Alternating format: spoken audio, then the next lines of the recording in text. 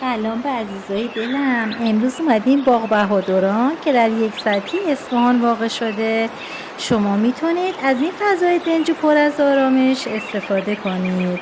دوستم داشتید یه غذای دلچسب همراه با خانواده نوش جان کنید. سعی کنید تو این شرایط اقتصادی حال دلتون رو با طبیعت خوب کنید. دوستم داشتید میتونید منو سابسکرایب کنید.